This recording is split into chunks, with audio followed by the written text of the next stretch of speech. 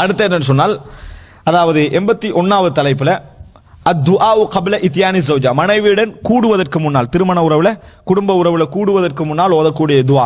அதாவது குடும்ப உறவுல கூடுவதற்கு முன்னால் சொன்னா நம்ம திருமணம் முடிச்சு முதல் நாள் இரவுல கூடுறத மட்டும் என்ன செய்யல, குறிக்கல. நிறைய பேர் அப்படியே விளங்கி வச்சுக்கிறாங்க. என்றைக்கெல்லாம் மனைவியோடு குடும்ப உறவில் ஈடுபடுகிறோமோ அன்றைக்கெல்லாம் இது என்ன செய்யும், குறிக்கும்.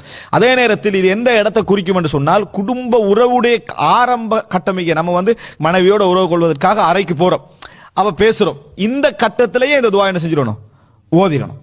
அதுதான் குறிக்குது. சரியா? இது திருமண உறவுடைய கடைசி கட்டத்தை என்ன செய்யல, குறிக்கல. நம்ம அறையில போய் மனைவியோடு உறவு கொள்ளணும் நினைக்கக்கூடிய அந்த நேரத்தில் நம்ம ஓதக்கூடிய துஆ இது.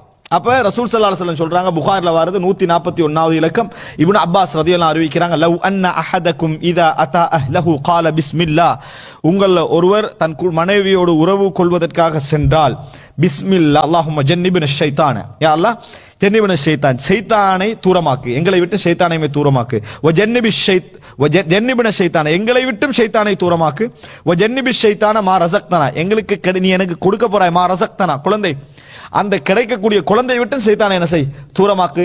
அந்த மாதிரி ஒரு துஆ கேட்டால், ஃபகுதிய பைனஹுமா, அவங்களுக்கு இருவருக்கு இடையில் குதியேண்டா கலா செய்யப்பட்டால், குழந்தை ஒன்று இறைவனால் தீர்மானிக்கப்பட்டால், வலதுன் லம் யதுர்ர, லம் யதுர்ர, பாதிக்காது, அந்த குழந்தை என்னது, ஷைத்தான் எந்த வகையிலும் பாதிக்க முடியாது என ரசூலுல்லாஹி ஸல்லல்லாஹு அலைஹி வஸல்லம் அவர்கள் சொன்னார்கள் என்ற செய்தியை நம்ம பார்க்கிறோம்.